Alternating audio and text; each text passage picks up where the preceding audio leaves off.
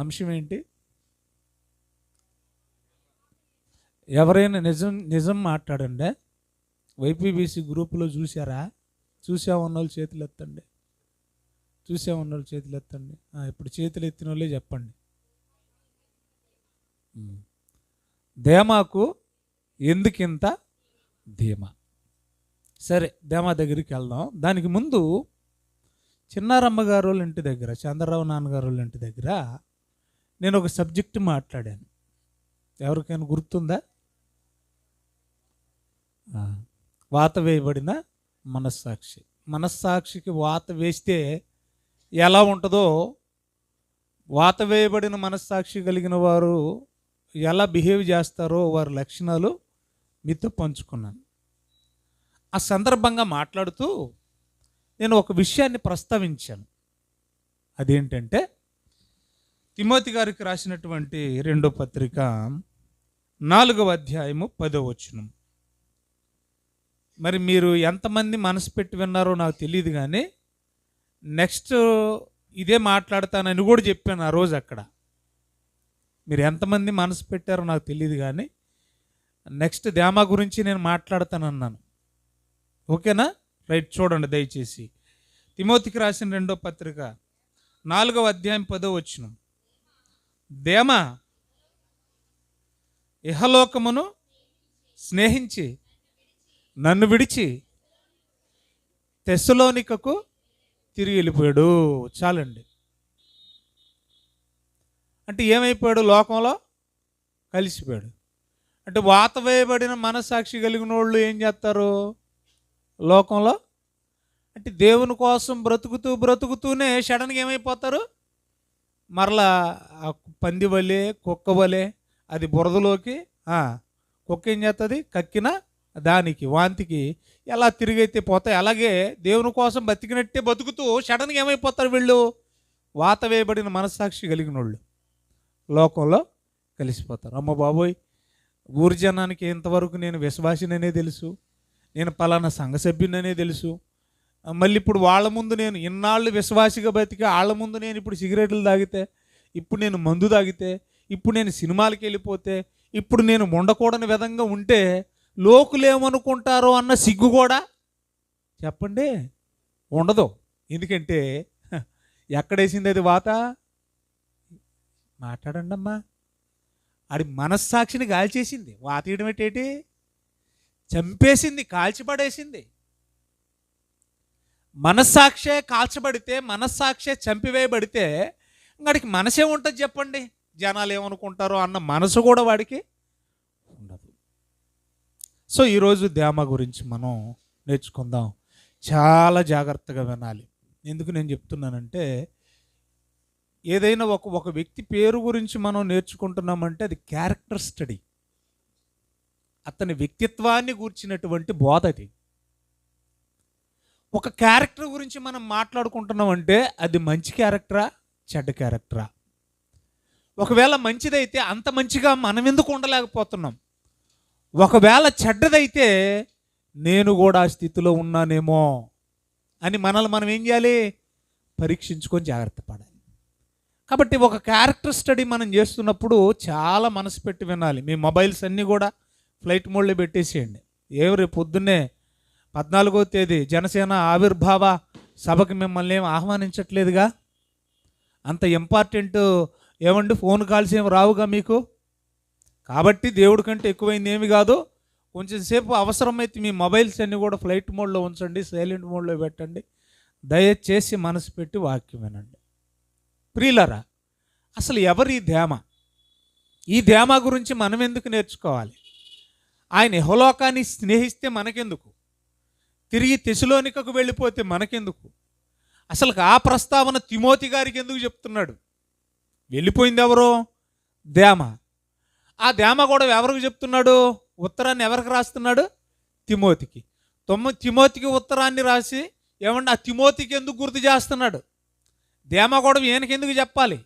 అసలు ధేమాను గురించి బైబిల్లో ఎందుకు రాయించాలి? మనం ఏమి నేర్చుకోవాలి. చాలాసార్లు చెప్పాను నేను, చాలా సందర్భాల్లో కూడా నేను చెప్పాను. ఏమనంటే, పూర్వకాలమందు కొరింథీయులకు రాసిన పత్రికలు చదువుకున్నాం మనం. వారికనగా మన పితరులకు సంభవించినవి ఎందుకు దేవా ఈ బైబిల్లో రాయించావంటే యుగాంతమందున్న మనకు బుద్ధి కలుగుటకు, బోధ కలుగుటకు.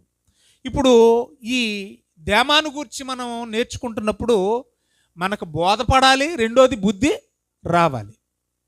అర్థమవుతుందా? ఈ క్యారెక్టర్ ద్వారా మనకు బోధ జరగాలి, రెండోది ఏం కావాలి? బుద్ధి కలగాలి. దేమాను గురించి బైబిల్లో మీరు అనుకోవచ్చు, దేమ అనే పదం, నేను నిజంగా చెప్పండి, దేమ అనే పదం నేను ఫస్ట్ టైం వింటున్నానండి అన్నోళ్ళు చేతులు ఎత్తండి సిగ్గుపడకుండా. అసలు బైబిల్లో దేమ అనే పదం పేరున్నోడు ఉన్నాడని కదా. మీ అందరికీ వందనాలు, ఎందుకంటే హానెస్ట్గా ఉన్నారు. విన్నానండి నేను అన్నోళ్ళు చేతులు ఎత్తండి, పేరు విన్నాను అన్నోళ్ళు ఒకరో ఇద్దరో ఉన్నారు. అంటే చాలామందికి దేమ అనే పదం అన్న బైబిల్లో ఉందన్న సంగతే తెలియదు. తెలుసుకుందాం. అయితే తెలియదు కాబట్టి మీ పిల్లలకి ఈ పేరు ఎట్లా కదా, తెలిస్తే మీ పేరు ఎట్టుదురు. సుంటుకే అని ఉంటుంది బైబిల్లో, సువార్త పనిలో సహకారి. మరి మీ ఇళ్ళల్లో ఆడపిల్లలకు సుంటుకే అని పేరు పెట్టుకోలేదే? అరిస్తారుకు అని ఉంటుంది బైబిల్లో, మరి మీ పిల్లలకేమో ఎక్కడ ఆ పేరు పెట్టుకోలేదే? అక్రిప్ప అని ఉంటుంది బైబిల్లో. ఏమండి? లబోదికే సంఘానికి అధ్యక్షుడు ఆయన. మరి ఆయన మంచుడిగా ఆ అగ్రిప్ప అనే పేరు ఎందుకు పెట్టుకోరు? కొన్ని తెలియవు, అసలు ఈ బైబిల్లో ఉన్నాయన్న సంగతే మనకి తెలియదు. సరే, విషయానికి వెళదాం. చాలా సూటిగా డైరెక్ట్గా నేను సందర్భానికి వెళ్ళిపోతున్నాను. ఎవరి దేమ? దేమాని గురించి బైబిల్లో 3 వచనాలు ఉన్నాయి. అక్కడ కూడా మీకు ఇన్ఫర్మేషన్ ఉండదు, బాగా నోట్ ఇచ్చేయాలి మీరు. దేమాని గురించి ఎన్ని వచనాలు ఉన్నాయి బైబిల్లో? 3. రాసుకునే వాళ్ళ గురించి చెబుతున్నాను, రాసుకోండి. నేను ఇంకా ఎక్స్ప్లెనేషన్లోకి వెళ్ళట్లేదు. కొలస్సీలకు రాసిన పత్రిక 4వ అధ్యాయం 14వ వచనం, తిమోతికి రాసిన 2వ పత్రిక 4వ అధ్యాయం 10వ వచనం, ఫిలోమాను పత్రిక 24వ వచనం. అధ్యాయాలు ఉండవు సుమి, ఎన్నో అధ్యాయం అండి అయ్యగారు అనకండి, నా పరువు పోద్ది. మళ్ళీ చెప్తున్నాను, ఫిలోమాను పత్రిక 24వ వచనంలోను, తిమోతికి రాసిన 2వ పత్రిక 4వ అధ్యాయము 10వ వచనంలోను, కొలస్సీలకు రాసిన పత్రిక 4వ అధ్యాయము 14వ వచనంలో, ఈ 3 చోట్ల తప్ప ఇక దేమాను గురించి అక్కడ మనకి ఏమీ కనబడదు. బాగా వినాలి. పోనీ ఈ 3 వచనాల్లో ఏముందండి అని అంటే, కొలస్సీలకు రాసిన పత్రికలో దేమ నా దగ్గరే ఉన్నాడు, మీకు వందనాలు చెప్తున్నాడు అని చెప్పాడు పౌలు. వింటున్నారు కదా? ఏముంది దేమ గురించి అక్కడ? నా దగ్గర ఉన్న రోమాలో శరసాల్లో నా దగ్గర ఉన్నాడు. నా దగ్గర దేమ ఒక్కడే లేడు. డాక్టర్ గారు లూకా గారు ఉన్నారు, బర్నబా గారు ఉన్నారు, మార్కు గారు ఉన్నారు. అక్కడ చాలామంది పేర్లు చెప్పాడు. ఎపఫ్రదీతు ఉన్నాడు. చూస్తారు ఒకసారి ఆ మాట? ఒకసారి అందరూ కొలస్సీలకు రాసిన పత్రిక 4వ అధ్యాయం ఓపెన్ చేయండి. 10వ వచనం నేను చదువుతాను, మీరు వినండి, ఎవ్వరు చదవకండి. 10వ వచనం నేను చదువుతున్నాను. ఏమంటే, నాతో కూడా శరసాల్లో ఉన్న, ఎక్కడున్నారంటే వీళ్ళందరూ పౌలుతో కూడా శరసాల్లో, రోమాలో హౌస్ అరెస్ట్లో ఉన్నారు. శరసాల అనగానే సెంట్రల్ జైలు అనుకోకండి, హౌస్ అరెస్ట్లో ఉన్నారు. ఓకే, ఎవరెవరు ఉన్నారు శరసాల్లో హౌస్ అరెస్ట్లో పౌలుతో పాటు అంటే? అక్కడ రాశాడు చూడండి, ఏమండి, అరిస్తార్కు అన్నాడు. ఎవరు ఉన్నారట? అరిస్తార్కు. బాగా నోటించేయాలి ప్రతి పదాన్ని. తర్వాత ఏమన్నాడు చూడండి, బర్నబా ఉన్నాడు, వాళ్ళ మేనలుడు మార్కు ఉన్నాడు. 11వ వచనం, యూస్తు అనే మారు పేరు కలిగిన యేసు కూడా ఉన్నాడు. యేసు ప్రభు కాదు. అర్థమవుతుందా? ఈ యూస్తు అనే మారు పేరు కలిగిన యేసు అని ఆయన ఉన్నాడు. తర్వాత 12వ వచనం, క్రీస్తు యేసు దాసుడైన ఎపఫ్రా ఉన్నాడు. ఆయనకి మరొక పేరు ఎపఫ్రదితు. వింటున్నారు కదా? ఎపఫ్రదితు 2 వేరు కాదు, 2 ఒకటే. ఎవరెవరు ఉన్నారట జైలు ఎంతో పాటు? ఇప్పటి వరకు అరిస్తార్కు, బర్నబా, మార్కు, యేసు అంటే యూస్తు అనే మారు పేరు కలిగిన యేసు. తర్వాత ఎపఫ్రా ఉన్నాడు. తర్వాత 14వ వచనం, లోకా అనే ప్రియమైన వైద్యుడు ఉన్నాడు. నాకు ప్రియుడైన లోకా అనే వైద్యుడు ఉన్నాడు. అక్కడ తర్వాత ఏమన్నాడు చూడండి, నాతో పాటు దేమ కూడా ఉన్నాడు. వీళ్ళందరూ కలిసి కొలస్సీ సంఘములో ఉన్న వారందరికీ ఏం చెప్తున్నారు? వందనాలు చెప్తున్నట్టు లెటర్ రాస్తున్నాడు. ఈ లెటర్ ఎవరికి రాస్తున్నాడు? జైల్లో ఉండే పౌలు గారు. మాట్లాడండి. కొలస్సి సంఘానికి రాస్తున్నారు. ఇప్పుడు దీన్ని పట్టుకెళ్ళి కొలస్సి సంఘానికి ఇవ్వాలి. ఎవరివ్వాలి? ఎపఫ్రదితు. ఎవరివ్వాలి? ఎపఫ్రదితు మోసుకెళ్ళేవాడు. తెలుసా మీకు? అక్కడే ఉంటుంది, మీరు చాలా జాగ్రత్తగా నోటీస్ చేయండి. ఏమన్నాడో చూడండి దయచేసి 12వ వచనంలో. మీలో ఒకడు క్రీస్తు యేసు దాసుడునైన ఎపఫ్రా మీకు వందనాలు చెప్పుచున్నాడు. మీరు సంపూర్ణులను, ప్రతి విషయంలో దేవుని చిత్తమును గురించి సంపూర్ణత నిశ్చయత గలవారై నిలకడగా ఉండవలెనని ఇతడు ఎల్లప్పుడూ మీ కొరకు తన ప్రార్థనలో పోరాడుచున్నాడు. ఇతడు మీ కొరకును, లవోదికియా వారి కొరకును, హియరా పాలివారి కొరకును బహు ప్రయాసపడుతూ. అంటే ఈ పత్రికలు మోసుకొచ్చి భారం ఎవరి మీద పెట్టాడు ఈ ప్రయాస? ఈ ఎపఫ్రే. 1వ అధ్యాయం 7వ వచనం. 1వ అధ్యాయం 7వ వచనం. 1వ అధ్యాయం 7వ వచనం. కొలస్సీలోనే, బయటికి వెళ్ళకండి. ఎపఫ్రా అను మా ప్రియుడైన తోడి దాసుడు వలన మీకు ఈ సంగతులు తెలుస్తున్నాయంటే ఈ లెటర్ని పట్టుకెళ్ళి ఇస్తుంది ఎవరు? రోమా జైల్లో ఉండేమో ఈయన రాస్తున్నాడు ఉత్తరాలు పత్రికలో. ఇవి పట్టుకెళ్ళి ఒక ఫిలిప్కి కానీ, అంటే ఫిలిప్ సంఘానికి కానీ, ఒక కొలసి సంఘానికి కానీ, మరలా ఇక్కడ మీరు 4:10 నుంచి చదువుతుంటే ఇక్కడ మరలా ఒక కొత్త సంగతి తెలిసింది. అదేంటంటే లవోదికీయ సంఘానికి కూడా మోసుకెళ్ళి ఇచ్చేది ఎవరో? ఈ ఎపఫ్రే. చూస్తారా మాట మళ్ళీ ఒకసారి? 4వ అధ్యాయం తీశారా? 4వ అధ్యాయం 13వ వచనం చూడండి. ఇతడు మీ కొరకును, లవోదికీయ వారి కొరకును, హియరాపులి వారి కొరకును బహు ప్రయాసపడుతున్నాడు. అంటే ఈ ప్రాంతాలకు ఉత్తరాలను మోసుకెళ్ళేవాడు ఎవరు? రాయబారి ఎపఫ్రా. ఏమండి, మీరు అలా కిందికి చదువుకుంటే వెళితే మళ్ళీ ఇంకెవరెవరు ఉన్నారు చూడండి ఆయన దగ్గర. నుంఫా అన్నాడు చూడండి అక్కడ 15వ వచనంలో. లవోదికీయలో ఉన్న సహోదరులకును నుంఫాకును అన్నాడు. కిందకు వచ్చేసరికి 17వ వచనంలో అర్కిప్పతో అన్నాడు. అంటే లవోదికీయ సంఘాన్ని నడిపిస్తున్న ఒక అధ్యక్షుడు మనకు కనపడుతున్నాడు. ఆయనకి ఈ జాగ్రత్తలను చెప్పండి, నాయకుడైన వాడు తనే మాదిరిగా ఉండకపోతే సంఘం పాడైపోద్ది. ఆ అర్కిప్పతో ఈ విషయాలన్నీ మీరు చదివించుకోండి. బాగా నోటీస్ చేయాలి. ఉత్తరం రాసిందేమో కొలస్సీలకి. బాగా నోటీస్ చేయాలి మాట. ఉత్తరం రాసింది ఎవరికి? కొలస్సీలకి. ఇదే ఉత్తరాన్ని తీసుకెళ్ళి ఎక్కడ చదివించుకోమంటున్నాడు? మళ్ళీ లవోదికీయ సంఘంలో చదివించుకోండి అంటున్నాడు. ఇంకొక ఉత్తరం రాసిందేమో లవోదికీయ సంఘానికి. అదే ఉత్తరాన్ని తెప్పించుకొని మరలా ఎక్కడ చదివించుకోమంటున్నాడు? కొలస్సి సంఘంలో చదివించుకోమంటున్నాడు. చూశారు అక్కడ మాట? చూడండి దయచేసి అక్కడే ఏమంటున్నాడో చూడండి దయచేసి. 16వ వచనం. ఈ పత్రిక కొలస్సి సంఘబిడ్డలారా, ముందు మీరు చదువుకోండి. ఆ తర్వాత దీన్ని లవోదికీయాకు పంపిస్తే వాళ్ళు కూడా చదువుకుంటారు.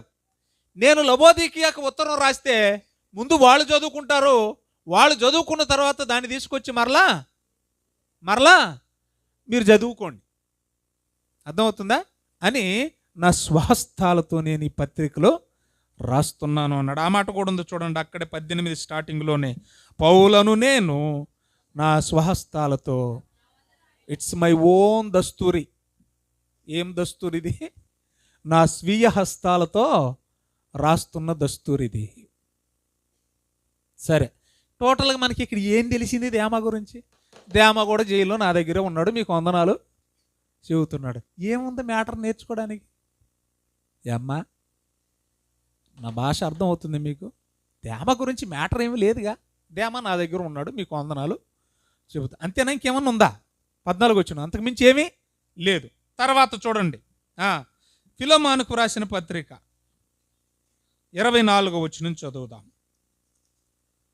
ఫిలోమానుకు రాసిన పత్రిక 24వ వచనం చదువుదాం. ఏమండి, 23 నుంచి చదువుదామండి. క్రీస్తు యేసునందు నా తోడి ఖైదీ అయిన ఎపఫ్రా. అంటే ఇందాకే మనం చెప్పుకున్నాం చెరసాల్లో ఆయనతో పాటు ఎవరెవరు కూడా ఉన్నారనేది నేను లిస్ట్ చెప్పానా లేదా? బర్నబా ఉన్నాడు, మార్కు ఉన్నాడు, డాక్టర్ అయినా లోకా ఉన్నాడు కదా. వీళ్ళందరి గురించి మాట్లాడుతూ అదే సందర్భాన్ని మరలా ఇక్కడ ఫిలోమాను పత్రికను రాస్తూ, అంటే ఫిలోమాను పత్రికను కూడా ఎక్కడుండి రాస్తున్నాడేనా? మాట్లాడండి. జైల్లో ఉండే. కొలస్సీలకు రాసిన పత్రికను కూడా ఎక్కడుండి రాశాడు? ఇందాక 4వ అధ్యాయం 10వ వచనం నుండి మనం చదువుతుంటే ఎక్కడుండి రాసినట్టు కనపడుతుంది? చెరసాల్లో ఉండే రాశాడు. ఈ ఫిలోమాను పత్రికను కూడా ఎక్కడుండి రాసినట్టు కనపడుతుంది మనకి? అదే జైల్లో ఉండే రాశాడు. వీటన్నింటినీ ఒక 5 ఉంటాయి. ప్రిజన్ ఎపిస్టల్స్ అంటారు. ఖైదులో ఉండి రాసిన పత్రికలను ఏమన్నారు? ప్రిజన్ ఎపిస్టల్స్ అన్నారు. రైట్. ఇప్పుడు విషయానికి వచ్చి మనం చూస్తే నాతో పాటు ఖైదుగా ఎపఫ్రా ఉన్నాడు. ఇంకా నా జత పనివారైన మార్కు, అరిస్తార్కు, దేమా, లూకా వీళ్ళందరూ మీకు వందనాలు చెప్తున్నారు. ఏమండి ఇక్కడ బాగా నోటించండి. కొంచెం ఇన్ఫర్మేషన్ ఇచ్చాడు. ఏం చెప్పాడు?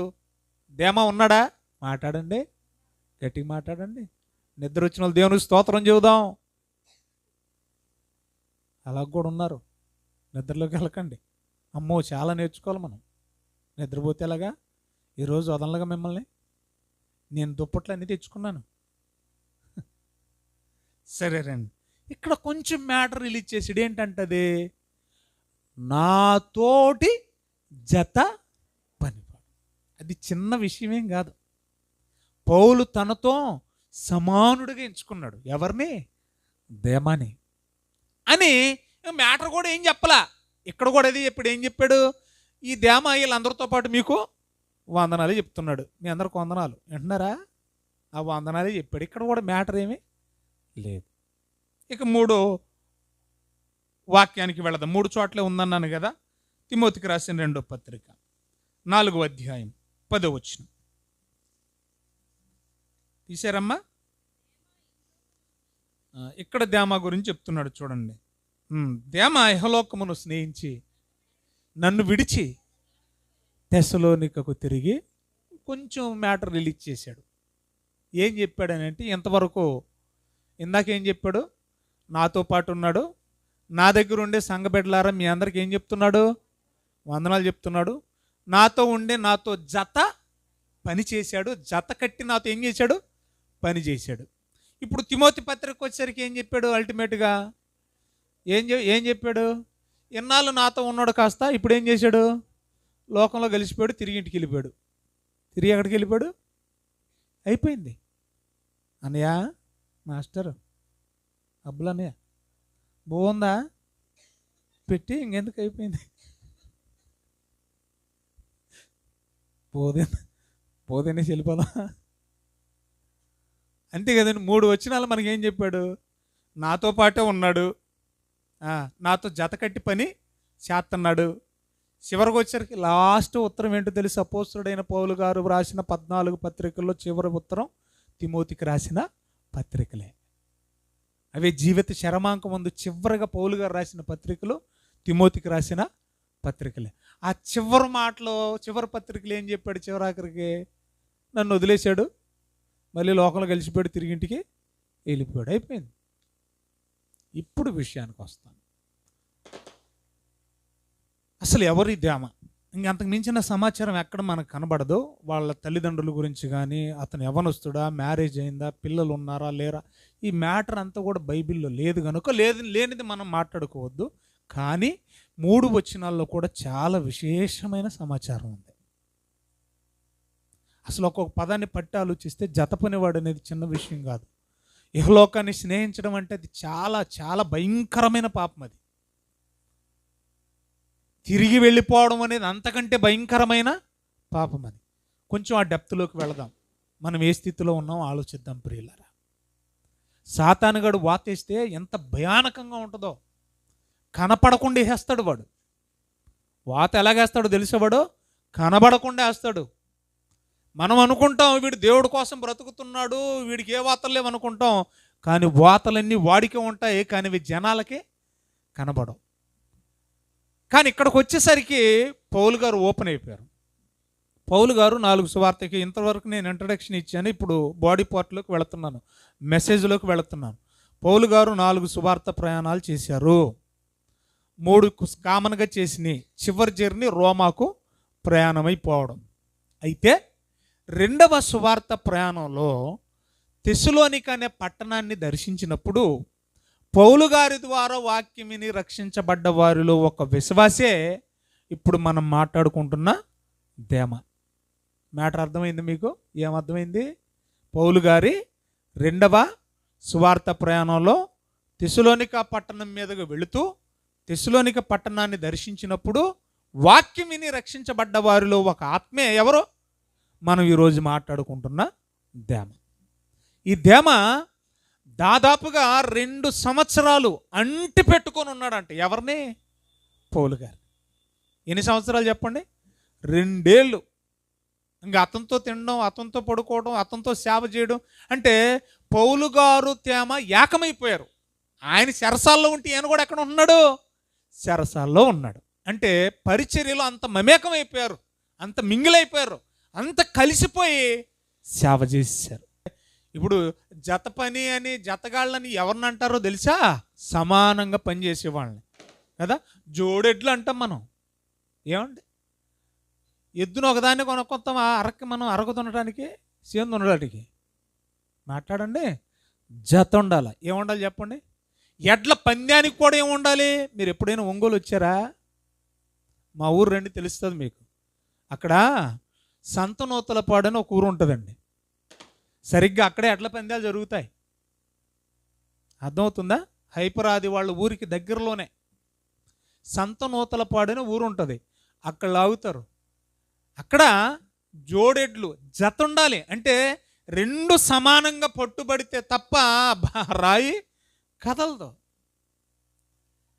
అరక దున్నేటప్పుడు కూడా ఒక్కటే బలంగా లాగి ఒకటి వెనక్కి వెళ్ళిపోతే పని అవ్వదు. 2 సమానంగా ఏం చేయాలి? కష్టపడాలి. అందుకనే జోడెడ్లు, జత అని పిలుస్తాం మనం. అంటే పౌలు చెప్పకనే చెప్తున్నాడు, నేను ఎంత ఆత్మయందు తీవ్రత కలిగి ఉన్నానో, ఆత్మల పట్ల భారం కలిగి ఉన్నానో, ఎంత కష్టపడుతున్నానో అంతే సమానంగా ఎవరు కూడా కష్టపడుతున్నారు. అంటే ఏ రేంజ్లో ఉన్నాడో చూడండి ఒకసారి. అసలు దేమ పౌలు గారితో ఉన్నప్పుడు సేవా పరిచర్యలో పౌలుతో సమానంగా ఉన్నాడండి.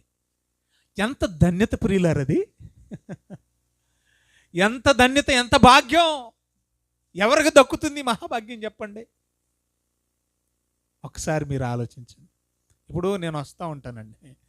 నేను వచ్చినప్పుడు నాకు తెలియకుండానే మీరు అడిగేస్తారు, ఏమని సీన్ రాలేదేంటండి, సీన్ రాలేదేంటండి, అడుగుతారా లేదా? సీనుకి గుర్తింపు ఎలాగొస్తుంది? సేవకుడితో పాటు వస్తున్నాడు కాబట్టి విడవక. పాపం ఈ సంవత్సరం వాళ్ళ బాబు 10th క్లాసు. ఏమండి, ఎగ్జామ్ అయిందాక రాలేడు.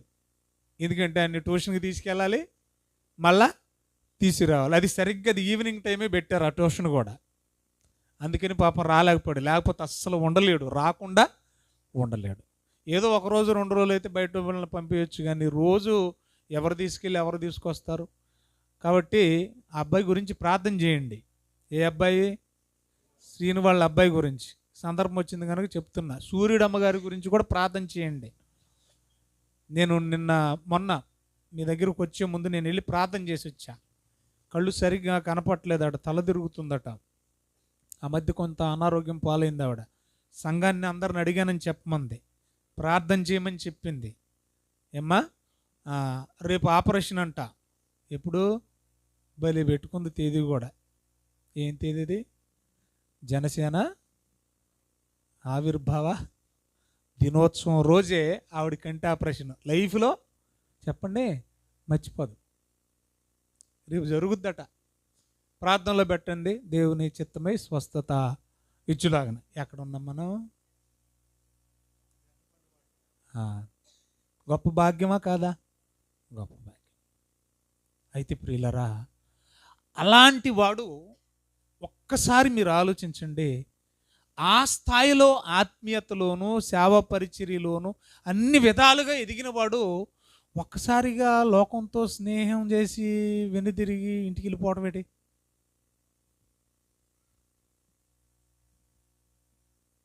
పౌలు గారు ఏమండి, ఒకసారి మీరు ఆలోచించండి. తల్లి అయినా తండ్రి అయినా రేపు మాపో చచ్చిపోద్దనంగా ఆవిడ బాధంతా సెటిల్ అయిన వాళ్ళ గురించి కాదు. తల్లి అయినా తండ్రి అయినా రేపు మాపు మంచాన పడ్డారండి, రేపు మాపు చచ్చిపోయేలాగా ఉన్నారు. వాళ్ళు కేకేసి చేతిలో చేయెట్టేసుకొని, ఏమండి ఎవరి గురించి ఎక్కువ బాధపడతారు మీరు చెప్పండి? చెప్పండి అమ్మా. స్థిరపడకుండా ఏమండి చెడు అలవాట్లతో ఎలా పడితే అలా బతికేస్తూ ఇష్టానుసారంగా బ్రతుకుతూ, బాధ్యత లేకుండా బ్రతుకుతూ, ఒరే పెద్దోడైతే మాస్టర్ అయ్యాడరా, రెండో వాడైతే రైల్వేలు చేసుకుంటున్నారా, మూడో వాడైతే పర్లేదురా, ఈ నాలుగో వాడు ఐదో వాడు వీళ్ళిద్దరి గురించారా నాకు బెంగని ఎలాగైతే మనం బాధపడతామో, పౌలు గారు కూడా జీవిత శరమాంకం ముందు చివరి ఉత్తరాన్ని రాస్తూ తన దగ్గర కూడా బిడ్డలు ఉన్నారు, పిల్లలు ఉన్నారు, ఆత్మీయ పిల్లలు. నా కుమారుడైన తిమోతి అంటాడు. ఏ పౌలు గారికి పెళ్ళి బిడ్డను కానీ ఆ బిడ్డ పేరు తిమోతియా? కాదు, ఆత్మీయ తండ్రి. ఈయనగారి దగ్గర కూడా చాలామంది ఆత్మీయ పిల్లలు ఉన్నారు. ఇందాక నేను లిస్టు చెప్పాను కదా, కొలస్సీలకు రాసిన పత్రిక 4వ అధ్యాయంలో. అలాంటి లిస్టే రోమీలకు రాసిన పత్రిక 16వ అధ్యాయంలో కూడా చూడండి మీరు. అందులో ఆడపిల్లలు కూడా ఉన్నారు, ఆయన పిల్లలు. అర్థమవుతుందా? ఆయనకి కుమార్తెలు కుమారులు చాలామంది ఉన్నారు. తిమోతి కూడా ఉత్తరాన్ని రాస్తూ చివరిలో ఏం చెప్తున్నాడో చూడండి. అక్కడ కూడా లిస్ట్ చెప్తున్నాడు, ఒకసారి దయచేసి. నాయనా, నాతో పాటు కష్టపడి పనిచేసిన ఈ వ్యక్తి, మీరు అందరూ బాగానే సెటిల్ అయ్యారా, మీ గురించి నాకు బెంగలేదురా, కానీ లోకంలో కలిసిపోయిన దేమ గురించి నాకు కొంత మనసులో కలత, బాధ అని చెప్పి ఎంత బాధపడుతున్నాడు తిమోతికి ఉత్తరాన్ని రాసి. ఎందుకు అలా చెప్తున్నాడంటే, తిమోతి నువ్వు కూడా అలాగైపోతావేమో, జాగ్రత్త. ఓ ఎపఫ్రోదితు, నువ్వు కూడా అలాగైపోతావేమో. అలా అయిపోమని కాదు రాత్త ఉత్తరం రాసేది దేమలాగా మీరు కూడా చెడిపోమ్మనే, జాగ్రత్త పడండి అని. ఎందుకంటే సాతానుగాడికి కావలసింది ఆల్రెడీ వాతేసిన వాళ్ళు కాదండి. బాగా నోటీస్ చేయాలి ఈ పాయింట్ మీరు. వాడు ఆల్రెడీ నాకు వాతేసాడండి, ఇంకా నాతో పని లేదు వాడికి. ఎందుకంటే వాడు ఒకసారి నాకు వాతేస్తే నేను వాడు వెనకాలే తిరుగుతాను. నేను రాత్రి చెప్పాను కదా, ఎవరికైతే స్టాంప్ వేస్తారో వాళ్ళు ఏమవుతారో, వాళ్ళకి స్టాంపు వేయబడ్డ వాళ్ళు బానిసలు, దాసులు. ఆల్రెడీ చెప్పాను కదా చిన్నారమ్మ గారి ఇంటి దగ్గర. అలాగే సాతానుగాడు మన మనస్సాక్షిగా వాతేస్తే మన మనసు ఎవడ వెంట వెళ్ళిపోతూ ఉంటుంది, ఆడంటే వెళ్ళిపోతూ ఉంటుంది. ఎందుకంటే వాడికి దాసులం, వాడు చెప్పినట్టు వింటాం, వాడికి బానిసలం. కాబట్టి ఒక్కసారి ఎవరికైనా వాతేస్తే ఇంక వాటిని గురించి పట్టించుకోదు అది.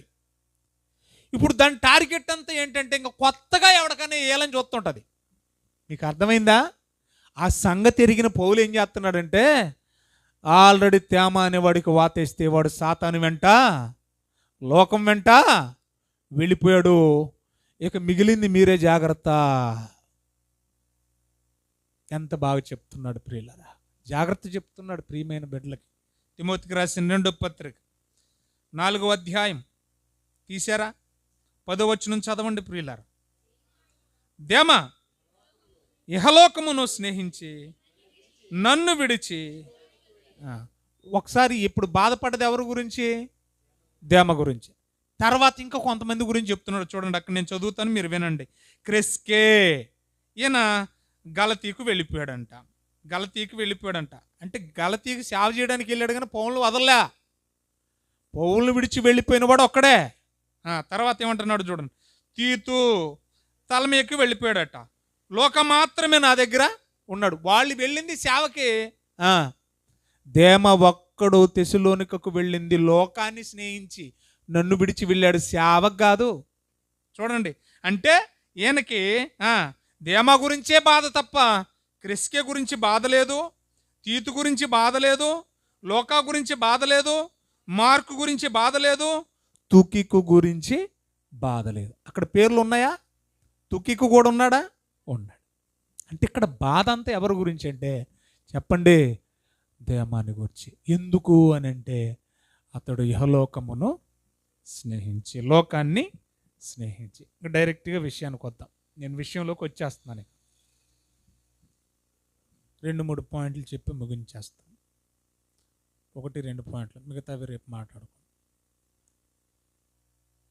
మొత్తం కొత్త నిబంధనలో 27 అధ్యాయాలు ఉన్నాయండి.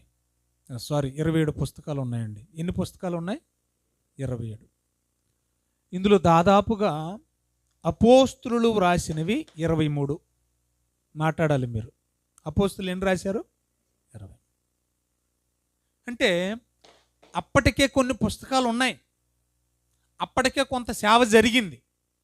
ఇదంతా కూడా మొదటి శతాబ్దంలో. కాబట్టి అంటే మొదటి శతాబ్దంలో ఒక మాటలో చెప్పాలంటే వ్యక్తులే పుస్తకాలుగా వాళ్ళ కళ్ళ ముందు ఉన్నారు కదండి. యేసు ప్రభువే ఒక పుస్తకం, ఆయన లేడు కాబట్టి ఈరోజు మనం పుస్తక రూపేణ ఆయన కార్యాలు చర్యలు మనం చదువుకున్నాం. అపోస్తులే వాళ్ళ పుస్తకాలు, వాళ్ళ వ్యక్తులే పుస్తకాలు. వాళ్ళు ఈరోజు లేరు కాబట్టి వాళ్ళ గురించి అపోస్తుల కార్యములు అని చెప్పేసి మనం ఏం చేస్తున్నాం?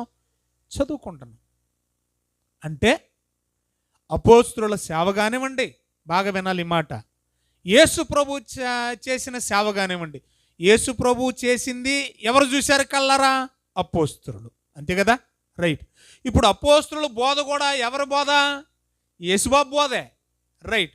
ఇప్పుడు యేసు ప్రభు బోధన కలుపుకొని అపోస్తులు అందరూ ఏం చేస్తున్నారు? సమాజానికి బోధ చేస్తున్నారు. మరి ఈ బోధ అనగా యేసు బోధ కానివ్వండి, అపోస్తుల బోధ కానివ్వండి, కూడా విన్నవాడు ఎవరు చెప్పండి? మాట్లాడాలి మీరు. కూడా వెంట ఉండి పని చేస్తూ జత పనివాడుగా, అంటే బోధ విని నచ్చింది కాబట్టి జత పనివాడయ్యాడు. అంతే కదండి? మీకు పని నచ్చింది కాబట్టి పనిలోకి వెళ్ళారు. ఇప్పుడు బోధ విన్నవాడే ఆ పనిలోకి వస్తాడు. మీరు ఒక విషయం మీకు నేను చెప్పాను అనుకోండి, బోధ విన్నారు కదా, మీరు ఇది చేస్తున్నారంటే అయితే మీకు నచ్చింది అది. అంతే కదండి? మీరు నచ్చింది కాబట్టి చేస్తున్నారు. రైట్. అలాగే ఇప్పుడు ఇతను బోధ విన్నాడు కాబట్టే సేవలోకి వచ్చాడు. 2 సంవత్సరాలు కలిసి పనిచేశాడు. దాదాపు మిగతా 4 సంవత్సరాలు ఏమండి ఏదో ఆటోమేటిక్ అంటారు కదా, అటు కొంత ఇటు కొంత అన్నట్టు ఉన్నాడు. దాదాపుగా 6 సంవత్సరాలు పౌలుతో ఉన్నాడు. 7 సంవత్సరంలో వదిలేసి వెళ్ళిపోయాడు. ఎందుకు ఇలాంటివి జరిగినాయి అని మీరు ఆలోచిస్తే, ఆ దినాల్లో బోధ ఎలా ఉండేదో ఒకసారి మీరు చూడండి. ఏమండి? ఒకసారి బైబిల్లోకి వెళ్ళి ఆలోచించేద్దాం. ఎలాంటి బోధ విన్నాడో, ఎలాంటి బోధ విని వచ్చాడో ఒకసారి మనం ఆలోచించేద్దామండి. తీయండి దయచేసి మత్తయి సువార్త 5వ అధ్యాయం 11, 12 వచనాలు. కొండ మీద ప్రసంగంలో యేసుబాబు చెప్పిన మాటలవి. నా నిమిత్తం జనులు మిమ్మల్ని బాగా నోటీస్ చేయండి. బోధ అమ్మా, దేమ విన్నా చెప్పండి బోధ. దేమ ఏం విన్నాడు పౌలు దగ్గర? ఏమి నేర్చుకున్నాడు? ఏం విని ఆయన దగ్గరికి వచ్చాడు, ఆయనతో చేరాడు? ఏం విని జతకట్టి పనిచేశాడు? ఏం విని డిసైడ్ అయ్యి ఆయన సేవలోకి వచ్చాడు అని అంటే, అప్పట్లో ఒక బోధ ఉంది. ఆ బోధ ఏంటంటే, నన్ను నమ్ముకుంటే, యేసుబాబుని నమ్ముకుంటే ఏమొస్తాయంట? నిందలు వస్తాయి. బాగా వినాలి. యేసుప్రభుని నమ్ముకుంటే ఏమొస్తాయి? నిందలు వస్తాయి. ఇప్పుడు బోధ ఏంటి? ఇప్పుడు బోధ ఏంటండి? దేవుని బిడ్డలారా అట్టిపండు తినండి, బిడ్డలు పుడతారు. బిడ్డలారా యాపిల్ పండు తినండి, కమల పిల్లలు పుడతారు. ఆశీర్వాదాలే ఆశీర్వాదాలే, దీవెనలే దీవెనలే. ఇవే కదండి. 6 వారాలు రండి, 7 వారాలు రండి, 40 రోజులు రండి. దేనికోసం ఇవన్నీ? ఆశీర్వాదాలు దీవెనలు, ఆశీర్వాదాలు. ఈ పదాలతోనే జనాలు మాయ చేస్తున్నారండి. ఒరిజినల్ బోధ ఏంటో చూడండి జాగ్రత్తగా. నన్ను నమ్ముకున్నారా? నా కోసం మీరు యథార్థంగా బతుకుతున్నారా? అయితే మీకు వచ్చే రిజల్ట్ ఏంటో తెలుసా? మీకు వచ్చే ఆశీర్వాదం ఏంటో తెలుసా? ఆనాటి బోధ చూడండి. మీకు నిందలు వస్తాయి. ఏమొస్తాయి చెప్పండి? మీకు నిందలు వస్తాయి. రెండోది ఏంటంటే చూడండి, హింసలు వస్తాయి. ఏమొస్తాయి? యేసుప్రభుని నమ్ముకుంటే. ఈ రాత్రి మీకు అర్థం కావాలి. మీకు నిందలు రావట్లేదు అనుకోండి, దేవుని కోసం మీరు బతకట్లేదు. మీకు ఏ కష్టాలు రావట్లేదు, శ్రమలు రావట్లేదు అనుకోండి, అయితే మీరు దేవుని కోసం బ్రతకడం లేదు. నేను అన్న మాట కాదు, బైబిల్ అంటుంది. నన్ను నమ్ముకుంటే, నా కోసం బ్రతికితే నిందలు వస్తాయి, హింసలు వస్తాయి. ఇంకేమంటున్నారు? అబద్ధముగా మీ మీద ఏం చేస్తారట? అబద్ధ సాక్ష్యాలు చెప్తారట. మీ మీద ఏం చేస్తారట? మీరు ఆ పని చేసి ఉండరు, కానీ మీ మీద చేయకపోయినా కూడా యథార్థంగా బ్రతుకుతున్న, భక్తిగా బ్రతుకుతున్న మీ మీద ఏం చేస్తారట? లేనిపోని చెడ్డ సాకులన్నీ, అబద్ధ సాక్ష్యాలన్నీ మీ మీద మోపుతారట. ఇంకేమన్నాడు చూడండి దయచేసి. ఏమండి? మీరు ధన్యులు, సంతోషించండి అన్నాడు. చాలు తల్లి. యోహాను సువార్త 16వ అధ్యాయం. యోహాను సువార్త 16:33. 16:33 యేసుబాబు బోధ. ముందు యేసుబాబు బోధ తెలియాలి మీకు. యోహాను సువార్త 16:33 తీయండమ్మా. ఏంటో ఆ మాటలు? ఈ మాటలు అనడం కంటే ఈ బోధ మీతో చెబుతున్నానంటే బాగుంటుంది. యేసుబాబు బోధ ఏంటో చూడండి. ఏమంటున్నాడు? లోకములో మీకు శ్రమ కలుగును, అయినా ధైర్యం తెచ్చుకోండి చాలండి. అంటే నన్ను నమ్ముకుంటే ఏమవుతుందంట మీకు? యేసుబాబునందు విశ్వాసం ఉంచితే ఏమవుతుంది? శ్రమలు వస్తాయి. అందుకన్నాడు, ఎవడైనను నన్ను వెంబడింపగోరిన ఎడల తన సిలువనెత్తుకొని ప్రతిదినము తను తాను ఉపేక్షించుకొని నన్ను. అంటే ఏమర్థమైంది? నన్ను నమ్ముకుంటే మీకు ఏమొస్తాయి అన్నాడు? ఇప్పుడే కదా మనం చదువుకున్నాం. ఏమండి? లోకములో మీకు శ్రమ కలుగును. అంటే వీటన్నిటికీ అగ్రి అయ్యాడు. అంటే యేసు ప్రభువుని నమ్ముకుంటే సుఖం ఉండదు అన్న సంగతి ఎవరికి తెలుసు? దేమాకి బాగా తెలుసు. ఇది యేసుబాబు చెప్పింది కదండి. ఆయన పౌలు వాక్యం చెబితే రక్షించబడ్డ విశ్వాసి కదా. మీకు డౌట్ రావచ్చు, ఇది యేసుబాబు బోధ ఇది. మరి తెస్సలోనికలో ఉన్న ఈ దేమ పౌలు గారు బోధించడం వల్ల రక్షణలోకి వచ్చాడు కదా. ఈ సంగతి ఆయనకి ఎలా తెలుసండి? దేమాకి యేసు ప్రభు చచ్చిపోయిన తర్వాత కదా పౌలు సేవ ప్రారంభించాడు అని మీకు డౌట్ రావచ్చు. ఇదే బోధ పౌలు గారి కూడా చేసిన బోధ. పౌలు బోధ కూడా ఏ బోధ? ఇదే బోధ. అందుకనే ఆయన ఒక్కడి బైబిల్ ఇంకెవ్వరు అనలేదు, నేను క్రీస్తుని పోలి నడుచుకున్నట్లు మీరు నన్ను పోలి చాలు మీకు పరలోకం వస్తుంది అన్నాడు. నేను అనుకుంటానండి, దేమ దగ్గరకు వచ్చేసరికి ఎంత దౌర్భాగ్యకరమైన పరిస్థితి. దేమ పౌలును విడిచిపెట్టి వెళ్ళిపోయాడంటే నేనేమనుకుంటాను తెలుసా? యేసు ప్రభువును వదిలేసి వెళ్ళిపోయినట్టే. అవునా కదా? క్రీస్తుతో సమానముగా ఎంచుకున్నవాడు ఎవరైనా ఉన్నారు బైబిల్ అంటే పౌలు ఒక్కడే. నేను క్రీస్తును పోలి నడుచుకున్నాను అన్నాడు. క్రీస్తుతో సమానుడైన పౌలును వదిలేసి వెళ్ళిపోయాడంటే ఎవరిని వదిలేసి వెళ్ళిపోయినట్టు ఆయన కాదేమా? యేసుని వదిలేసి వెళ్ళిపోయినట్టే. ఇస్కరియోతు యోధాకు ఈ తేమాకు ఏమి తేడా కనబడడం లేదు. నాకైతే కనబడ్డాల. ఇప్పుడు మీకు డౌట్ ఏంటంటే, మరి తెస్సలోనికలో పౌలు గారి ప్రసంగం ద్వారా కదా రక్షించబడ్డాడు, ఇది యేసుబాబు బోధ కదంటే యేసు ప్రభు ఏది బోధించాడో పౌలు కూడా అదే బోధించాడు. ఒక్కసారి ఆయన బోధలో కూడా మనం చూద్దాం. చూడండి దయచేసి, అందరం చూద్దామండి. తీసారా? ఫిలిప్పీలకు రాసిన పత్రిక పౌలు గారి బోధ 1వ అధ్యాయం 30వ వచనం. ఫిలిప్పీలకు రాసిన పత్రిక 1వ అధ్యాయం 30వ వచనం.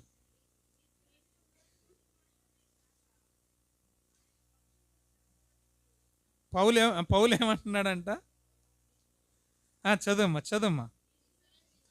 క్రీస్తునందు విశ్వాసం ఉంచటమే. విశ్వాసం ఉంచాను కదా. ఆదివారం గుడికి వెళ్ళి ఏదో 2 వచనాలు పాట పాడి ప్రత్యుత్తరాలు చదివేసి విజ్ఞాపన ప్రార్థనలు చేసేసి అంత చిన్న సాక్ష్యం చెప్పేసి ఇంత చిన్న వాక్యం వినేసి అంత చిన్న కానుకేసేసి ఆశీరావంబుల్ మా మీద పాడేసుకొని ఆమె నేను వచ్చేస్తే సరిపోద్ది కదా అని అనుకుంటున్నారేమో. ఏంటంటున్నాడు? విశ్వాసం ఉంచితే కుదరదు, మాత్రమే గాక అన్నాడు. గుడికిళ్ళి పువ్వు వచ్చినంత మాత్రాన కాదంట, పాట పాడినంత మాత్రాన కాదంట, చిన్ని సాక్ష్యం చెప్పినంత మాత్రమే కాదంట. మరి ఏం చేయాలంట? వీటితో పాటు ఏమనుగ్రహం? మనకు దేవుడు అనుగ్రహం అంట. ఏంటి అనుగ్రహం? ఏంటంటే అండి, దేవుడు మనకిచ్చిన వరం అంట. ఏమండి, ఇది రాసుకుంటారా జనవరి వాగ్దానాలలో? జనవరి వాగ్దానాలు రాసుకుంటారు? ఇది రాసుకోరు. ఎందుకంటే మనకి ఏ నొప్పి లేకుండా ఉండే కావాలి. మనకి నొప్పి తగలకుండా, బాధ కలిగించకుండా, సమ్మగా ఉండే కావాలి. నీవు నీ కుటుంబం బయటికి వెళ్ళేటప్పుడు, లోపలికి వచ్చేటప్పుడు, పేడ పిసికేటప్పుడు, కల్లాపు జల్లేటప్పుడు, చెప్పండి, మొత్తం తొట్టి గిన్నె నిండే మొత్తం కుడుతుంటే అన్నీ ఏమైపోవాలి? మీకు పోతాయి ఆశీర్వాదం. అట్టటి అయితే బాగుంటాయి కదండి, చాలా బాగుంటాయండి. మనకి ఇలాంటివి మాత్రం వద్దండి. మనకి మీకే ఎంత నొప్పిగా ఉందంటే ధ్యామాకి ఎంత నొప్పి లేకపోతే వదిలేసి వెళ్ళిపోతాడు. దాదాపు అర్థమైంది మీకే కదా? బాగా అర్థమైంది మీకు. బయటపడరు అంతే కదా. ఆడు బయటపడ్డాడు, మీరు బయటపడరు అంతే. మీరు లోపల బాధపడుతూ ఉంటారు. వాక్యం కదండి. వాక్యం అంటే ఏంటి? కత్తి. వాక్యం అంటే ఏంటి చెప్పండి? ఏం కత్తి? మన కత్తి కాదు, మనది ఒక సైడే కైమా కొట్టుద్ది. ఇది ఎడు దొరికితే అటు కొట్టేస్తుంది. అర్థమైంది మీకు?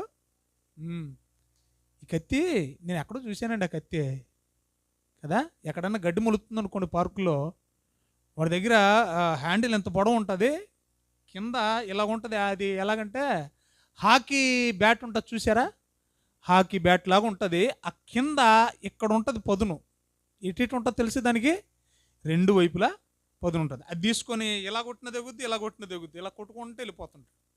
ఇటు కొట్టిన ఏమవుద్ది? ఈ కత్తికి ఎన్ని పొదలు ఉన్నాయి తెలుసా? ఎన్ని దానికి రెండు వైపులే, కానీ వాక్యాన్ని కూడా అలాగే తగలేశారు. ఏమండి? ఎటువంటి రెండంచులు గల ఖడ్గము అనేసేలా. ఖడ్గం అనలేదండి, రెండంచులే అని చెప్పలేదు. మరి ఎన్ని అంచులు ఉన్నాయి? కంటే అన్నాడు. హెబ్రీయులకు రాసిన పత్రికలు ఏమన్నాడు? ఏమండి 4:12 ఏమన్నాడు? ఎటువంటి రెండంచుల గల ఖడ్గము కంటే అన్నాడు. కంటే అంటే ఎన్నేం చెప్తాం? ఇక ఒకటి కంటే అంటే ఎన్నేం చెప్తాం? ఇంక చాలా ఉన్నాయని. అలాగా దీనికి ఎన్ని పక్కల పొదను ఉందట? ఏమండి? చాలా పక్కన పొదను ఉంది. ఎలా పడితే పైకి కొడతావా, కింద కొడతావా, అడదిడ్డాలు కొడతావా, నువ్వు ఎటు కొట్టినా రౌండ్ కొడతావా, ఎలా కొట్టినా ఏమవుద్ది? తెగిపోద్ది. మరి తెగితే బాధ ఉండదా? మాట్లాడండి అమ్మా. బాధ ఉంటుంది కదా. మీరు బాధపడ్డా పర్లేదు, మీకు బోధపడితే దేవునికి స్తోత్రం, దాంతోపాటు మీరు బాగుపడితే దేవునికి వందనాలు. నేను అదే కోరుకుని. పౌలు ఏమంటున్నాడు తెలుసా? మీరు కేవలం యేసుబాబునందు విశ్వాసం ఉంచి వచ్చిపోతే కుదరదంట. మరి ఏం చేయాలయ్యా అని అంటే, యేసు ప్రభువుని నమ్మితే మీకు అనుగ్రహించబడిన వరాలలో ఒక వరం ఏంటంటే అదే ప్రాముఖ్యమైనది. దాన్ని లేకుండా చేశారు ఇప్పుడు. అది ఏంటనగా చదవండి దయచేసి. ఫిలిప్పీలకు రాసిన పత్రిక 1:30.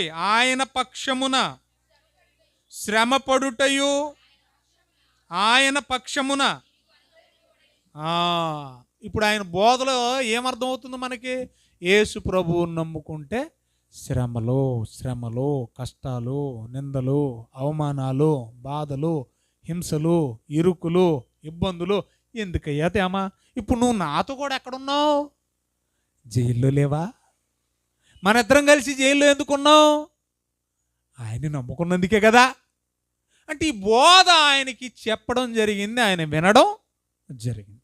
ఇంకా చూద్దాం దయచేసి. తిమోతికి రాసిన 2వ పత్రిక 3వ అధ్యాయం చూడాలి ప్రియులారా. ముగించేస్తాను. దేవుని చిత్తమైతే దీని కంటిన్యూషన్ నేను మళ్ళీ మాట్లాడతాను. నెక్స్ట్ ఎవరి దగ్గర అయితే వాళ్ళ దగ్గర తీశారా? తిమోతికి రాసిన 2వ పత్రిక 3వ అధ్యాయం 10వ వచనం చదవండి. అయితే బాగా వినాలి. ఇది ఏదో కేవలం తిమోతికి అనుకుంటే పొరపాటు. పౌలు గారితో ఎవరెవరైతే బ్యాచ్ ఉన్నారో వాళ్ళందరికీ ఇది. పౌలు గారి దగ్గర చాలామంది ఉన్నారని చెప్పాను కదా. వాళ్ళు ఎవరెవరు ఉన్నారో లిస్ట్ మీకు తెలియాలంటే నేను ఆల్రెడీ చెప్పాను. ఏమని చెప్పాను? రోమీలకు రాసిన పత్రిక 16వ అధ్యాయం ఇంటికి వెళ్ళి చదవండి. వాళ్ళకని కొలస్సీలకు రాసిన పత్రిక 4వ అధ్యాయం 10వ వచనం నుండి మీరు 17వ వచనాల వరకు చూడండి. అక్కడ లిస్ట్ ఉంటుంది వారికిని. ఏమండి? మరలా ఇందాక చెప్పాను నేను, ఫిలోమాను పత్రిక 24వ వచనంలో వారికిని, తిమోతికి రాసిన 2వ పత్రిక 4వ అధ్యాయం 10వ వచనంలో ఉన్న లిస్టు వారికిని, వాళ్ళందరికీ. వీళ్ళతో పాటు ఎవరున్నారు? ఈరోజు మనం మాట్లాడుకుంటున్న దేమా ఉన్నాడు. అంటే దేమాతో పాటు తిమోతి కూడా ఉన్నాడు కదా, రైట్. అందుకనే దేమాని మీరు మిస్ చేయొద్దు. అందుకని చెప్తున్నాడు చూడండి. ఇది అటు పౌలుకి ఆయనతో ఉన్న వాళ్ళందరికీ అప్లై అవుతుంది. ఏంటది అని అంటే 10వ వచనం. అయితే నీవు అనకండి, ఇక మీరు అనండి అక్కడ. ఎందుకంటే ఆయనతో పాటు దేమా కూడా ఉన్నాడు కదా. అయితే మీరు నా బోధను, నా ప్రవర్తనను, నా ఉద్దేశాలను, నాకు కలిగున్న విశ్వాసాన్ని, నేను కలిగున్న దీర్ఘశాంతాన్ని, నాకున్న ప్రేమను, నాకున్న ఓర్పును, అంతియొక్కయ, ఈకొనియ, లుస్త్రా అను పట్టణములలో నాకు కలిగిన శ్రమలు, నాకు వచ్చిన ఉపద్రవాలు, ఇవన్నీ మీకు తెలిసే మీరేం చేశారు నన్ను? ఇవన్నీ తెలిసే వెంబడించాడు దేమా. మాట్లాడండి. ఆయన బోధ అన్నాడు. స్టార్టింగ్లోనే ఏమన్నాడు? ఈ బోధ ఏ బోధ చేశాడు ఆయన? ఆయన్ని నమ్ముకుంటే మీకు శ్రమ. అంటే ఇవన్నీ శ్రమ అని చెబుతూ ఏదో నోటి మాటగా కాదంట, ఆ ప్రకారంగానే నాకు కలుగుతున్నాయి కదా. నాకు కలగడం మీకు కల్లారా చూశారు కదా. అలాగని చెప్పేసి ఎక్కడైనా నా విశ్వాసాన్ని నేను వదులుకోలేదే, అలాగని నా సహనాన్ని నేను ఎక్కడా కోల్పోలేదే, అలాగని నేను ఎక్కడ యేసుబాబుని విడిచిపెట్టలేదే, తోలనాడలేదే, మళ్ళీ తిరిగి నేను మా ఊరికి వెళ్ళిపోలేదే అని ఇదిగో మళ్ళీ చెప్తున్నాడు. నా బోధ, నా ప్రవర్తన, నా ఉద్దేశాలు, నా విశ్వాసం, నా దీర్ఘశాంతం, నా ప్రేమ, నా ఓర్పు, నా ఉపద్రవాలు, ఏమండి, నాకు కలిగిన హింసలు, ఇవన్నీ మీరు చూసి నన్ను వెంబడించారు అని చెబుతూ అయినా కూడా వాటన్నింటిలో నుండి ప్రభు తప్పించిన సంగతి కూడా మీరు కల్లారా చూశారు. ఇవన్నీ వచ్చినాయి ఏమన్నా ఉన్నాయా కలకాలం నాతో పాటు? లేవు. అయినా వాటన్నింటిలో నుండి దేవుడు ఏం చేస్తున్నాడట? తప్పించాడన్న దానికి కూడా సాక్ష్యం ఆయనే. అబ్బబ్బబ్బా, ఎంత మంచి మాట అండి. చెరసాల్లో తీసుకెళ్ళి పడేస్తే చెరసాల ఏమైపోయిందట? బద్దలైపోయిందట. పాట పాడుకుంటాం కదా, యెహోవా. పౌలు శీలను బంధించి చెరసాల్లో వేస్తే పాటలతో ప్రార్థించగా ఏమైందంట? బద్దలైపోయింది. శ్రమ వచ్చింది. దేవుడు కూడా ఏం చేశాడు? ఏమండి, చెరసాల నాయకుడికి మారు మనసు పుట్టించి విడిపించడం కాదు, చెరసాలే బద్దలు చేసాడు. ఇవన్నీ దేవుడు చేసిన అద్భుతాలు. ఏమండి, అపోస్తుడైన పౌలు ద్వారా చేసిన అద్భుతాలు, మహత్కార్యాలు, సూచక్రియలు మిగతా ఏ అపోస్తులుడు చేయలేదండి. పౌలు చేసిన అద్భుతాలు, మహత్కార్యాలు, సూచక్రియలు, ఆత్మల సంపాదన, సంఘాల స్థాపన, సువార్త పరిచర్య పౌలు చేసినంత ఇంకెవరో చేయలేదు. ఇదంతా దగ్గరుండి కల్లారు చూసింది ఎవరు? దేమ. అంటే దేవుని శక్తిని దగ్గరుండి అనుభవించిన వాడు ఎవరో? దేమ. ఇదంతా మీరు చూశారు కదా. 12వ వచనం ఏమంటున్నాడు చూడండి. మనం ఎక్కడున్నాం ఇప్పుడు?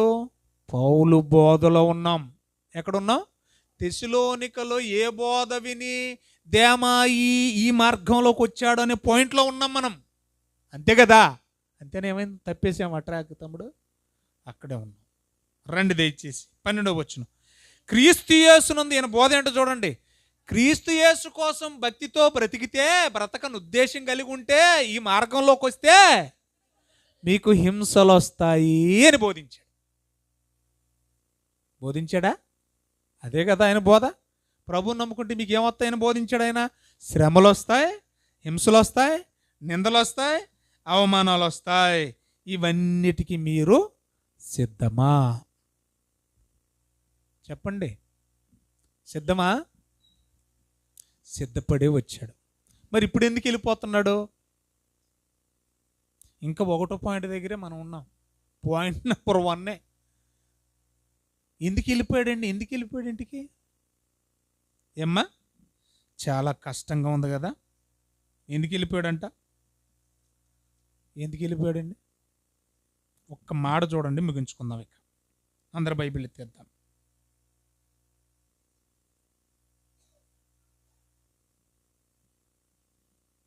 యోహాను సువార్త 6వ అధ్యాయం తీద్దాం అందరం.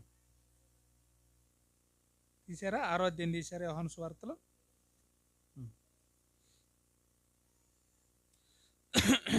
66 వచనం చదవన్నాను. 66 చదవన్నాను. అప్పటి నుండి ఆయన శిష్యుల్లో అనేకులు వెనుక తీసి, ఫస్ట్ పాయింట్లోనే ఉన్నామండి, ముగింపుకి వచ్చాం. ఫస్ట్ పాయింట్లోనే ఉన్నాం. లోకంలో కలిసిపోవడానికి, వెనక్కి తిరిగి వెళ్ళిపోవడానికి రీజన్ ఏంటి చెప్తున్నాను నేను. ఇప్పుడు అక్కడ ఎవరి శిష్యుడు? దేమా, పౌలు గారి శిష్యుడు. పౌలు గారి శిష్యుడు ఏమయ్యాడంట? వెనక్కి తిరిగి వెళ్ళిపోయాడు. ఇప్పుడు ఇక్కడ వెనక్కి తిరిగి వెళ్ళిపోతుంది ఎవరట? యేసు ప్రభు శిష్యులు. బాగా వినాలి మీరు. ఇక్కడ వెనక్కి తిరిగి వెళ్ళిపోతుందండి ఎవరంట? అప్పటి నుండి ఆయన శిష్యులు అనేకులు వెనక్కి తీసి మరి అన్నడూ ఆయనను వెంబడించలేదు అన్నాడు. ఎందుకు? రీజన్ ఏంటి? ఎందుకు ఈ వెనక్కి ఎందుకు వెళ్ళిపోతున్నారు? మళ్ళీ లోకంలో ఎందుకు కలిసిపోతున్నారు? దేమ లోకంలో కలిసిపోయాడని చెప్పాడండి 4:10 తిమోతికి రాసిన 2వ పత్రిక. ఇప్పుడు యేసు ప్రభు కూడా అదే మాట చెప్తున్నాడు. పౌలు కంటే గొప్పడు కదా యేసు ప్రభు. అంటే అప్పటి నుండి ఆయన శిష్యుల్లో, అంటే అప్పటి వరకు ఆయన శిష్యులు కూడా ఏం చేశారు? యేసు ప్రభుతో పాటు కలిసే ఉన్నారు, కలిసే తిన్నారు, కలిసే సేవ చేశారు. యేసు ప్రభు చేసిన అద్భుతాలు, మహత్కార్యాలు, సూచక్రియలు ఆనాడు పౌలు చేసిన దేమా చూశాడు, ఆనాడు శిష్యులు యేసు ప్రభు చేసినవి కళ్ళారా చూశారు. అన్ని చూసి కూడా ఆయన గొప్పతనం తెలిసి కూడా ఏటట ఒక్క మాట కోసం వెళ్ళిపోయారట. ఏం మాట అంటది? ఆ మాట ఈ మాట అదేంటో చూడండి దయచేసి. 52 వచ్చిన చూడండి దయచేసి. ఇది 51 చదువుదాం. 51 చదువుదాం. పరలోకము నుండి దిగి వచ్చిన జీవాహారము నేనే. ఎందుకు వెళ్ళిపోయారో తెలియాలి మీకు, బాగా నోటీస్ చేయాలి ఈ పాయింట్. వీళ్ళు శిష్యులు ఎందుకు యేసు ప్రభువును వదిలేసి లోకంలో కలిసిపోయారో ఇది అర్థమైతే, దేమా ఎందుకు పౌలును వదిలేసి లోకంలో కలిసిపోయాడో దాదాపుగా అర్థమవుతుంది మీకు. ఇది ఫస్ట్ పాయింటే, ఇంకా చాలా ఉన్నాయి. అర్థమవుతుందా? రండి. జీవాహారం నేనే, పరలోకం నుండి దిగి వచ్చిన జీవాహారం నేనే. ఎవడైనను ఈ ఆహారం భుజించితే వాడు ఎల్లప్పుడూ జీవించును, మరియు నేనిచ్చు ఆహారము లోకమునకు జీవము కొరకైన నా శరీరమే. ఏంటి ఆయన బోధలో ఏమర్థమైంది? ఆయన ఏమని బోధ చేశాడు? మీరు నా శరీరం తింటేనే మీకు పరలోకం, మీరు నా శరీరం తింటేనే మీకు నిత్య జీవం. అదేంటే మళ్ళగా ఉన్నారు. ఏమండి, మీకు రొట్టె ద్రాక్షరసం అసలు ఏం తెలియదండి, దాని గొడవ వదిలేయండి. ఈ రాత్రి మీరు నన్ను తింటేనే మీరు బతుకుతారు అన్నాను అనుకోండి, నా శరీరం తింటేనే మీరు బతుకుతారు అన్నాను అనుకోండి, ఈ రోజు నా బోధ ఇది అయిపోయింది. మీరు ఏమనుకుంటారు చెప్పండి? ఈ రాజనగరం పాస్టర్ గారికి, ఏజెన్సీ పాస్టర్ గారికి ఏమన్నా తెక్క పిచ్చా? ఆయన్ని తింటమేటి? ఆయన శరీరం తింటమేటి? ఆయన ఏదన్నా పిఠాపురం నుంచి తెత్తి తింటాం కానీ ఆయన్ని తింటమేటి అనుకుంటారు, అనుకోరా? మాట్లాడండమ్మా. మీకు యేసు ప్రభు బల్ల గురించి, ఆయన శరీరం గురించి, రొట్టె ద్రాక్షరసం గురించి నేను మాట్లాడట్లా. స్టార్టింగ్ కొత్తలో, ఇప్పుడు మీరు కొత్తగా సేవలోకి వచ్చారు, ఏమండి నన్ను తినేసేయాలి మీరు అన్నాను అనుకోండి స్టార్టింగ్లోనే, మీకు ఎలా ఉంటుంది? మీకు నన్ను తినాలి అంటే నా శరీరం తినాలి, అంతటితో బాల నా రక్తం కూడా తాగేయాలన్నాడు. కంటిన్యూ చేద్దాం. 52. యూదులు ఈయన తన శరీరము ఎలాగూ తిననీయగలడు అని ఏమనుకుంటున్నారంట, ఒకళ్ళు వాదించుకుంటున్నారంట. ఏంటి ఆయన శరీరం తినేయాలా? అది ఎలా సాధ్యం? ఆయన శరీరం తింటవేటి అని ఒకళ్ళు వాదించుకుంటున్నారంట. ఎందుకంటే పైన ఆయన నిశ్చయముగా అనేసాడు కదా. ఏమన్నాడు పైన 51లో? నిశ్చయంగా అంటే ఇంకా తప్పకుండా నా శరీరాన్ని మీరు తినాల్సిందే అనేసాడు. వెసులుబాటు ఏమి ఇవ్వలేదు. ఇక ఈ మాటకి అందరూ సనుక్కుంటున్నారంట, ఒకళ్ళు వాదించుకుంటున్నారంట. కావున యేసు వాళ్ళ సనుగుడు, వాళ్ళ వాదన, వాళ్ళ సందిగ్ధమైన యేసుప్రభు ఏమంటున్నాడు చూడండి మళ్ళీ. మీరు మనుష్య కుమారుని అనగా నా శరీరాన్ని తిని నా రక్తాన్ని తాగితేనే మీకు బతుకు. మీరు బతకాలంటే ఏం చేయాలి? మీరు నిత్య జీవం గలవారై ఉండాలంటే ఏం చేయాలి? నా శరీరము తినాలి, నా రక్తము తాగాలి. నా శరీరము తిని నా రక్తము త్రాగువాడే నిత్య జీవం గలవాడు, అంత్యదినాన నేను వాడిని లేపుదును. నా శరీరమే నిజమైన ఆహారము, నా రక్తమే నిజమైన పానమై ఉన్నది. నా శరీరము తిని నా రక్తం తాగువాడు నాయందు నేను వానియందును నిలిచి ఉందుము. జీవము గల తండ్రి నన్ను పంపాడు గనుక నేను తండ్రి మూలంగా జీవిస్తున్నట్టే నన్ను తినవాడు. ఏమండి ఇన్ని వచనాల్లో ఏమనుందండి? నన్ను తినేయాలి, ఇదేనా ఉంది? నా శరీరం తినాలి, నా రక్తం తాగాలి, నా శరీరం తినాలి. ఇప్పుడు ఈ బోధలో, ఈ మెసేజ్లు ఏం కనపడుతుంది మీకు? యేసు ప్రభు సందేశంలో నా శరీరం తినాలి, నా రక్తం తాగాలి. చివరికి ఒక బండగా చెప్పేశాడు, నన్ను తినచేయాలి అన్నాడు. అంతే. నేను అనలేదు ఆ మాట, అక్కడే ఉంది చూడండి. ఏమన్నాడు 57 చివరిలో? నన్ను తినువాడు అన్నాడా? నన్ను తినమన్నాడా లేదా? నన్ను తినేయాలన్నాడు. నన్ను తినాలంతే. నన్ను తినువాడు నా మూలంగా జీవించును. ఇదే పరలోకము నుండి దిగి వచ్చిన సందేశము, ఆహారము. మీరు నమ్ముతారా? నన్ను తినాలి, ఇదే పరలోకం నుండి వచ్చిన సందేశం. మీరు నమ్ముతారా?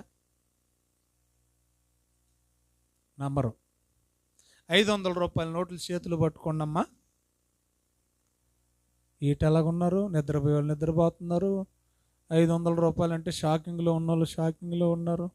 నేను ప్రార్థన చేస్తా, తెల్లారేసరికి ఒక్కొక్కరి అకౌంట్లో 1,00,000 రూపాయలు పడతాయి. ఎంత బాగా నవ్వుతున్నారు చూసారా? 500 రూపాయల నోటు ఇలా పట్టుకోండి అమ్మా. మీ 500 రూపాయల నోట్లకి నేను ప్రార్థన చేస్తా. ఒక్కొక్కరి అకౌంట్లో ఎంత పడతాయి?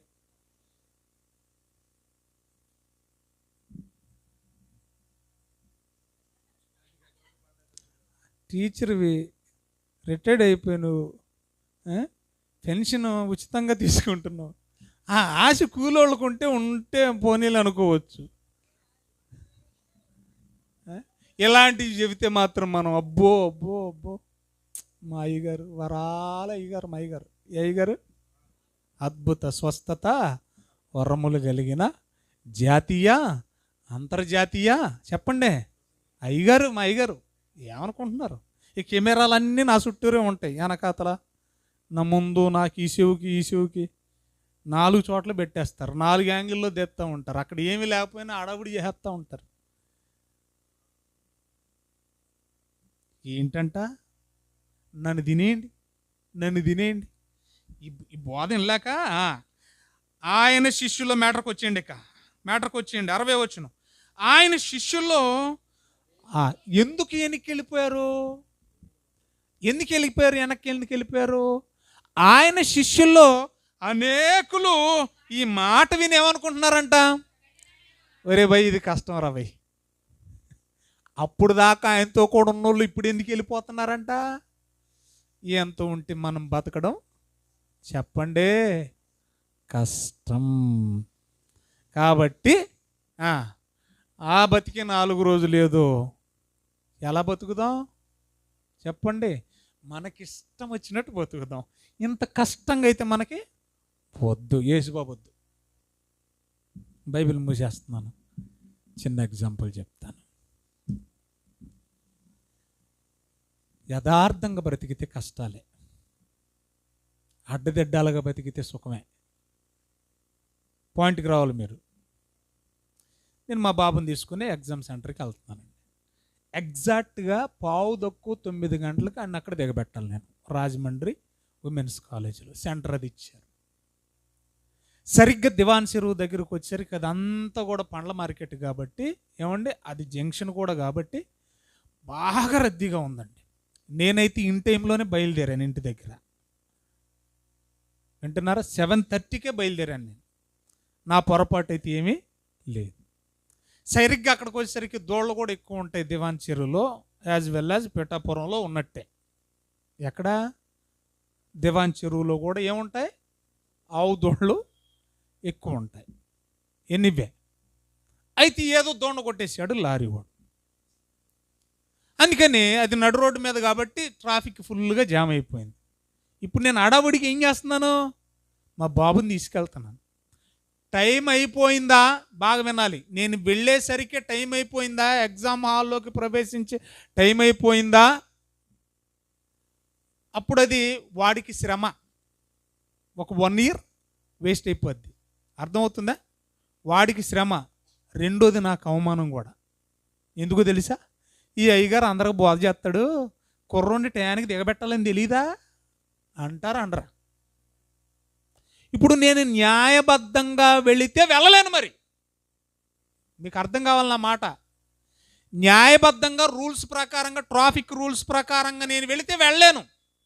ఎందుకని? రోడ్డు అంతా బ్లాక్ అయిపోయింది.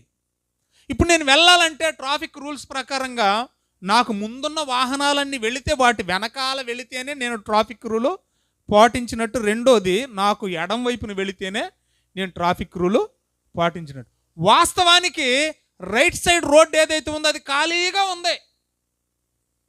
అర్థమవుతుంది మీకు? హైవేకి 2 వైపులు ఉంటుంది కదా. నా కుడివైపున ఉన్న రోడ్డు అంతా ఎలాగుంది? ఖాళీగా ఉంది. నేను వెళ్ళే రోడ్లోనే దూడగొట్టేసింది. ఇప్పుడు నేను వెళ్ళాలంటే ఏం చేయాలి?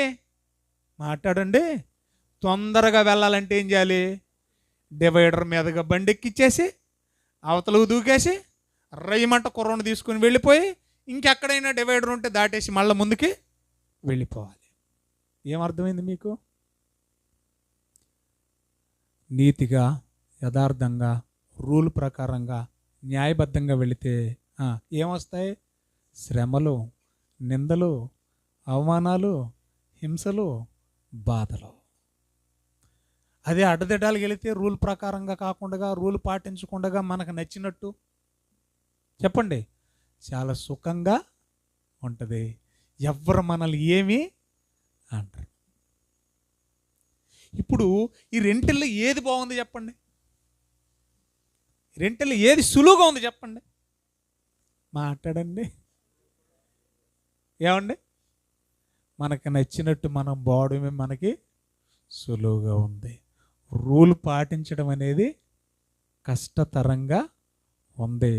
రెండోది, అది మన జీవితానికి మనకు నచ్చినట్టు బతకటానికి ఆటంకంగా ఉంది. అందుకనే చాలామంది రూల్స్ పెడతారు కానీ రూల్స్ పాటించరు. ఒకటే అర్థమైంది మీకు ఈ రాత్రి, బోధ అనేది రూల్ లాంటిది. ఆ రూలు పాటించడానికి కష్టమైపోయింది. యేసు శిష్యులు ఆయన ఇంక ఎప్పటికీ వెంబడించలేదు, తిరిగి వెళ్ళిపోయారు, లోకంలో కలిసిపోయారంటే కారణం ఏంటంటే ఆయన బోధను వారు జీర్ణించుకోలేకపోయారు, ఆయన బోధన వారు అర్థం చేసుకోలేకపోయారు, ఆయన బోధన వారు అన్వయించుకోలేకపోయారు. ఇంతకంటే సులువుగా నేను చెప్పలేను. ఆయన చెప్పిన బోధను పాటించలేకపోయారు. కనుకనే లోకంలో బతకడమే సులువుగా ఉంది కాబట్టి ఏం చేశారు? ఆయన వద్దనుకున్నారు, లోకంలో కలిసిపోయారు. Same thing happened. ఎవరికి? తేమకు కూడా. పౌలు ఈక్వల్ టు యేసు ప్రభు. అలాంటి క్రీస్తు సమానుడైన యేసు ప్రభును వదిలి వెళ్ళిపోయాడంటే ప్రియులరా, పౌలు గారు కూడా ఎంత కష్టతరంగా సేవ చేశాడు, ఎంత యథార్థంగా సేవ చేసి ఉంటాడు, ఎంత నమ్మకంగా సేవ చేసి ఉంటాడు. ఇందాక చదివించాను కదా లిస్టు. నా నిందలు, నా హింసలు, నా బోధ, ఏమండి నా ఉద్దేశాలు, నాకు కలిగిన శ్రమలు, ఇవన్నీ మీరు కళ్ళారా చూశారు కదా, నాతో పాటు ఉన్నారు కదా, మీరు నిలబడ్డారు. కానీ దేవా సహించలేక, జీర్ణించుకోలేక, అన్వయించుకోలేక, పాటించలేక, అర్థం చేసుకోలేక నన్ను వదిలి లోకంలో కలిసిపోయాడు. మీరు అలా చెప్పండి గట్టిగా, ఉండొద్దు. మిగతా భాగం రేపు. దేవుడు మిమ్మును మీ కుటుంబాలను దీవించును గాక. God bless you.